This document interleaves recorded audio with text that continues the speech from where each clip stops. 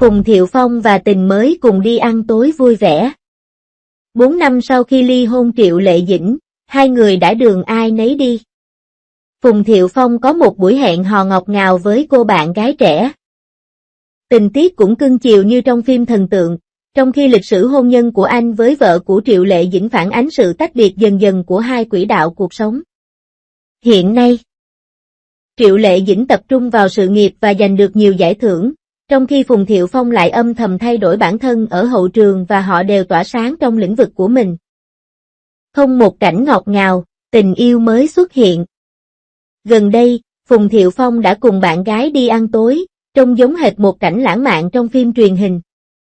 Cô bạn gái trẻ mặc áo sơ mi ngắn tay màu xám và quần sót denim, có đôi chân dài tỏa sáng như ngọn hải đăng vào ban đêm, trong khi Phùng Thiệu Phong mặc đồ đen giống như một bậc thầy vô hình. Tối, bạn gái của Phùng Thiệu Phong không vội vã rời đi. Thay vào đó, cô trò chuyện vui vẻ với bạn bè ở lối vào nhà hàng, thỉnh thoảng cười khúc khích với đôi tay che kín. Thỉnh thoảng vẫy tay và ra hiệu bằng cử chỉ. Ngay khi Arif Lee và tay đua xe Gao Hoan ra ngoài, cô gái đã chạy đến trò chuyện với họ. Cư dân mạng khen ngợi kỹ năng xã hội của cô. Thực sự tuyệt vời. Những khoảnh khắc ngọt ngào sau khi chia tay thật ngọt ngào. Phùng Thiệu Phong luôn nắm tay bạn gái. Bộ dạng cưng chiều khi cúi đầu thì thầm thật ngọt ngào đến mức khiến người ta phát ngán. Bạn gái tôi ngước lên và lắng nghe chăm chú với nụ cười hạnh phúc trên môi. Cả buổi tối dường như ngập tràn trong siro, và ngay cả không khí cũng như đang hát những bản tình ca. Sau khi ăn xong, hai người không vội vã về nhà mà lên kế hoạch đến cửa hàng sửa. Cửa hàng tràn ngập mùi dầu động cơ và sắt. Bạn gái của Phùng Thiệu Phong rất hứng thú với những phụ tùng ô tô đó và đang trò chuyện với bạn bè trong cửa hàng. Không hai quá khứ của Phong Anh. Sự phân tích cuộc hôn nhân của chàng trai vàng và cô gái ngọc. Sự ngọt ngào của tình yêu mới thật choáng ngợp. Và những câu chuyện hôn nhân trước đây của Phùng Thiệu Phong và Triệu Lệ Dĩnh lại hiện về trong tâm trí tôi. Ngày 16 tháng 10 năm 2018. Cả hai tuyên bố kết hôn và tin tức này giống như một quả bom làm rung chuyển làng giải trí. Lời của Phùng Thiệu Phong ghi em yêu, sinh nhật vui vẻ. Những lời ngọt ngào đó vẫn được người hâm mộ yêu thích cho đến tận bây giờ. Cuộc hôn nhân này được khởi nguồn từ Ệ Tây Du Ký. Nữ vương Thiên Quốc Ệ và Ệ Minh Lan truyện và kết thúc vào ngày 23 tháng 4 năm 2002. Kệ ở bên nhau ít hơn và xa nhau nhiều hơn. Kệ trong tuyên bố của hãng phim là thực tế rằng hai quỹ đạo cuộc sống đang dần tách biệt nhau. Triệu Lệ Dĩnh sinh ra ở nông thôn. Cô ấy rất bướng bỉnh. Cô vội vã gia nhập ngành giải trí từ một ngôi làng nhỏ ở Hà Bắc khi mới 15 tuổi. Cô đã đóng vai phụ trong Đám Đông ở Hoành Điếm trong 7 năm. Cô ấy thực sự đã làm việc chăm chỉ. Phùng Thiệu Phong là thế hệ thứ hai giàu có ở Thượng Hải, gia đình anh sở hữu một mỏ. Gia đình họ Phùng có quan điểm trái ngược nhau sau khi kết hôn. Họ muốn con dâu ngày nào cũng bận rộn bên bếp lò. Thế nhưng Triệu Lệ Dĩnh mới chỉ 3 ngày tuổi đã có thể mày mò viết kịch bản. Trong khi Phùng Thiệu Phong chia sẻ những khó khăn trong việc nuôi dạy con cái trực tuyến thì Triệu Lệ Dĩnh lại làm việc chăm chỉ trên phim trường. Cô ấy bận rộn như điên mỗi ngày và làm việc liên tục năm sau khi ly hôn. Cặp song sinh đứng trước ngã ba đường của cuộc đời. Ly hôn giống như việc nhấn nút tạm dừng số phận của hai người và mỗi người sẽ đi theo con đường riêng của mình. Triệu Lệ Dĩnh đã hoàn toàn lột xác thành một nữ diễn viên quyền lực. Năm 2022, cô giành giải nữ diễn viên chính xuất sắc nhất tại giải Phi Thiên cho bộ phim Ngày Hạnh Phúc Muôn Nhà. Năm 2024, bộ phim hợp tác của cô với Trương Nghệ Mưu trong Ngày Điều 20 đã được tham dự Liên hoan phim Berlin. Điều thậm chí còn đáng kinh ngạc hơn nữa là sự theo đuổi nghệ thuật cuồng nhiệt của cô ấy. Để khắc họa chân thực hơn hình ảnh người phụ nữ nông thôn khi quay phim Ngày Hoa Hướng Dương, cô đã thực sự ở lại một vùng nông thôn ở Hà Bắc trong 3 tháng và làm việc với dân làng. Kết quả là cô trở nên gầy như một thanh củi, chỉ nặng 86 pound.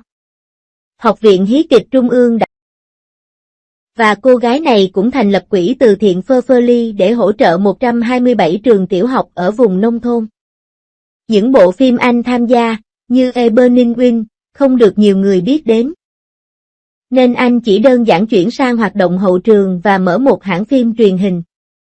Sự đầu tư sai lầm lúc đó đã để lại một nút thắt trong lòng tôi. Tôi đã đầu tư 10 triệu nhân dân tệ vào LED Picture vào năm 2015, nhưng hiện tại chỉ còn lại 380.000 nhân dân tệ. Thỏa thuận cá cược ký kết với Warner Brothers cũng thất bại, khiến giá trị cổ phiếu giảm mạnh. Nhưng anh đã tìm ra cách mới để làm cha. Triệu Lệ Dĩnh rất giỏi việc này và đã nghĩ ra một mẹo nuôi con thông minh mới, khi cô quay về Trái tim của Kiều Yến. Phùng Thiệu Phong đã tình nguyện làm tài xế cho đứa trẻ, khi cô sắp xếp thời gian, cô đích thân đưa bé đi thi piano, không muốn nhìn lại con đường tình yêu. Từ thịnh vượng đến tăng trưởng bình thường. Chuyện tình của Phùng Thiệu Phong giống như một chuyến chuyển phát nhanh nhỏ giữa những thăng trầm của ngành giải trí. Năm 2012, mối quan hệ của anh và Nghê Ni thực sự thu hút rất nhiều sự chú ý, hai người họ đều rất nổi tiếng và luôn thể hiện tình cảm của mình với mọi người. Trong suốt 3 năm, mọi người đều gọi họ là một cặp trời sinh. Tuy nhiên, vì họ ít gặp nhau, ở xa nhau và có tính cách khác biệt nên mối quan hệ này đã tan biến như chiếc lá mùa thu vào năm 2015.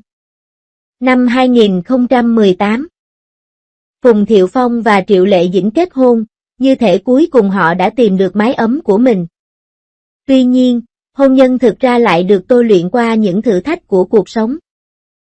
Sự xuất hiện của người bạn đồng hành mới mang lại bầu không và tươi tắn của cô bổ sung cho sự vững vàng của Phùng Thiệu Phong. Và cô cực kỳ kiên nhẫn với con trai của Phùng Thiệu Phong là Ghê Tương Tường. Phùng Thiệu Phong đang bận rộn xử lý công việc ở cửa trung tâm cải tạo ô tô. Trong lúc cô đang trò chuyện sôi nổi với ai đó bên trong, giống như cô vừa xây dựng một cây cầu kết nối mới cho anh ta vậy. Sau nhiều lần vấp ngã về mặt cảm xúc, Phùng Thiệu Phong ngày càng thận trọng hơn trong chuyện hẹn hò.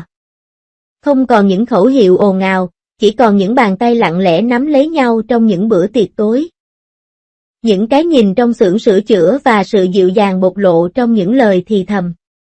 Nói đến cặp đôi Triệu Lệ Dĩnh và Phùng Thiệu Phong, họ vốn là hình mẫu đáng mơ ước. Nhưng ai có thể ngờ rằng họ lại biến mất trong chớp mắt, khiến nhiều fan chính phú ngẩn ngơ như ăn phải chanh chua. Khi hai người mới đến với nhau, mọi người này đến với nhau bằng cách nào? Vào thời điểm đó, không có tin đồn nào về hai người họ và không có người hâm mộ nào nghĩ rằng họ sẽ đến với nhau. Hai người này tưởng chừng như chẳng liên quan gì đến nhau nhưng cuối cùng họ lại trở thành vợ chồng.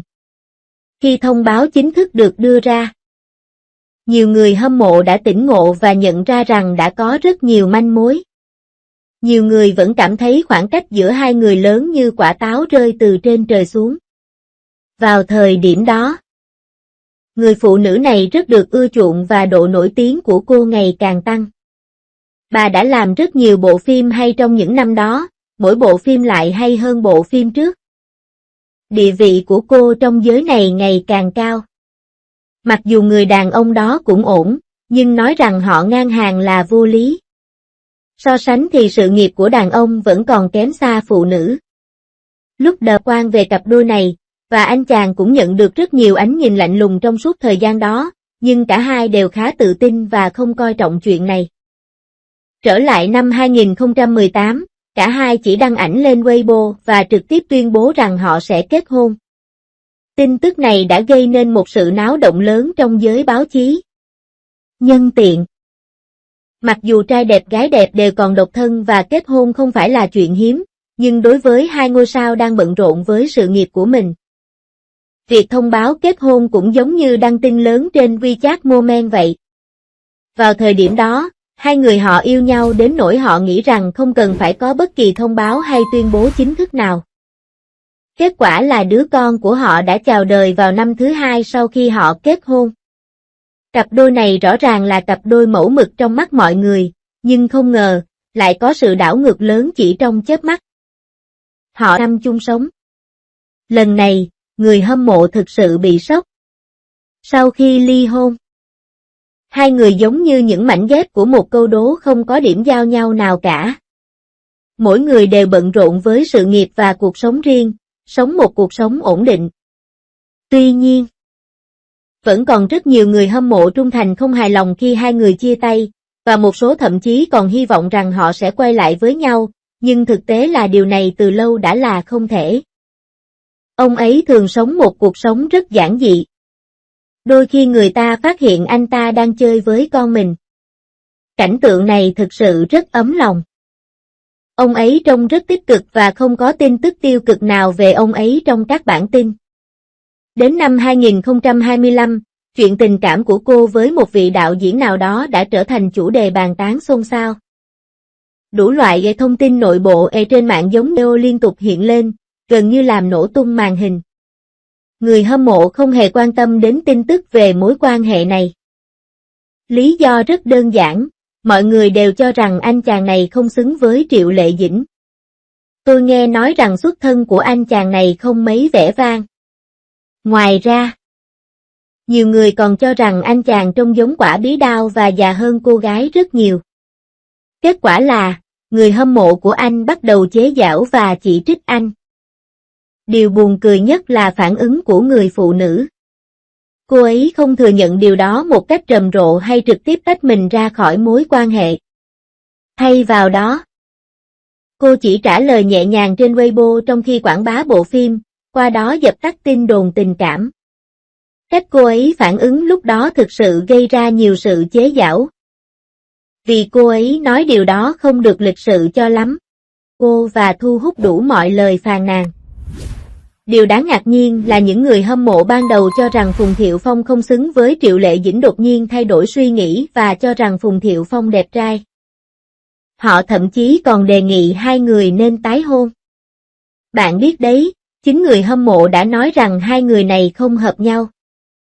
Điều này thực sự chứng minh câu nói cũ rằng mọi thứ đều thay đổi theo thời gian.